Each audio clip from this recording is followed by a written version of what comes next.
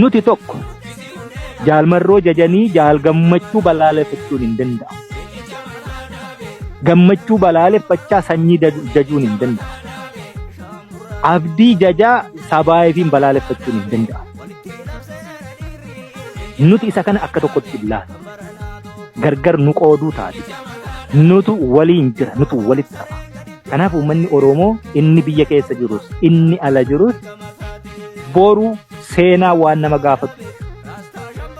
Gaafatama seenaa mannaa gaafatama seeraa immoo wayyaa jiru. Seenaan keenya okkolee dhalootaa dhalootatti hammeenyi keenya darbuurra seeraan haqa gaafatamnee lubbuun keenya darbuu jaallannaa. Kanaafiyyuu uummata keenyaan har'as borus waraana bilisummaa Oromoo qabaan balleessiina. Ilmaan keessanii hin sodaatiina ammoo gaachana keessani. Waan tokko waan sodaatu hin qabu Oromoo waan sodaatuufis hin qabu. Qawween nuti baannu qawwee baachuu hin malle dhabaan. Qawwee gaaffiin isin gaafattan dhiitamuun bara baraanii isinirra jiraate deebii dhabe.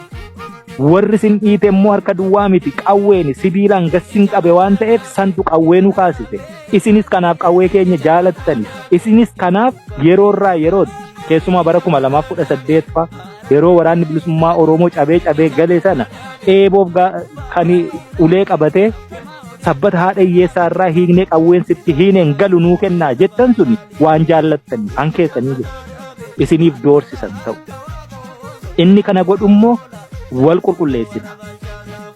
Waan fedhe yoo jedhame akka jaalgammeen jedhe namni maal naan jedhee yookaan immoo ani ofii koon of dhaggeeffadhaa osoo hin taane wal dhaggeeffanne saba dhaggeeffanne sabni maal fedhaa dhaggeeffanne.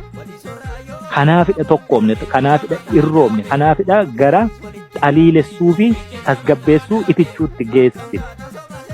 Uummanni har'a abdii guddaa nurraa qabaachuudha. Kallattii kenname irratti waraanni bilisummaa Oromoo immoo ajaja keessaan isatti kennamu bobbaasaaf qophii gochuu qaba.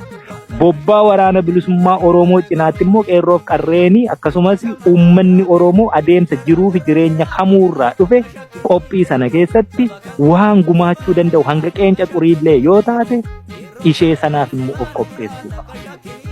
Yoo akkasitti walii galle alaa galla akka abbootiin keenya dura jedhan Oromoon lolee miti tabbatti ol bahee yoo fincaan isaa fincaa'e fincaan isaatuu galaana ta'e diina isaa lolaa godhee fudhatee deemaa dhugaadha sun. Sanammoo argisiisee darbeera Oromoon.